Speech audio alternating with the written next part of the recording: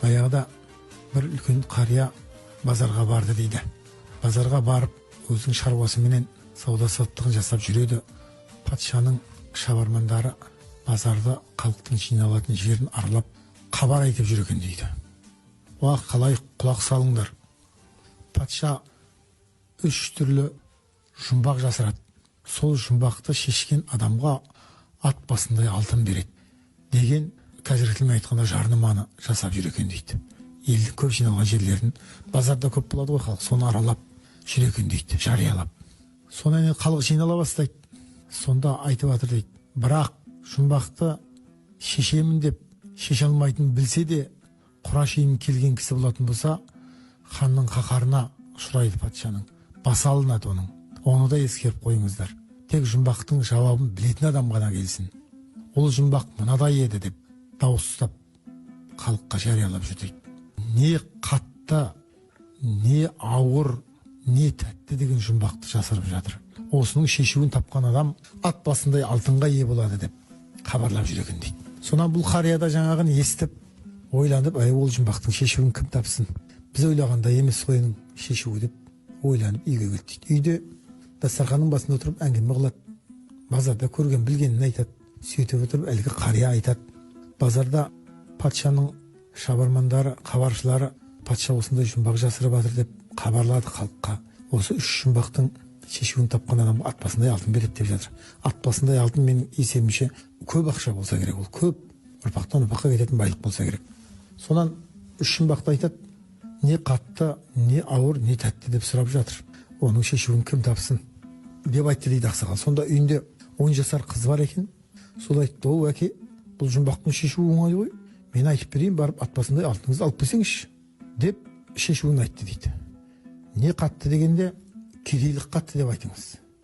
Не ауыр дегенде берген серт ауыр деп айтыңыз. Не тәтті дегенде сүйіп алған жарың, жұбайың тәтті деп айтыңыз.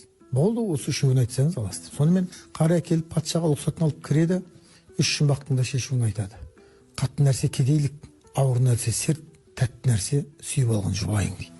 Сонан ырза болып патша ат басындай алтынды береді. Ақсақал ат басындай алтынды алып бұрылып кетіп бара жатыр еді. Патша тоқтатты. "Оу, ақсақал, тоқтаңыз" деді. "Мен сертімде тұрдым, ат басындай алтыныңды алдың. Бірақ көріп тұрмын, жұмбақты шешкен сен емес. Бұның ар жағында біреу бар. Шындығыңды айт, әйтпесе басың кетеді, басыңды аламын" деді. Амал жоқ. Айтты: "10 жасар қызым бар еді үйде, сол шешті" дейді. "Онда қызыңды алдыр, шақыр, алып кел осы жерге" дейді. Сонан жылап еңіреп үйге келеді.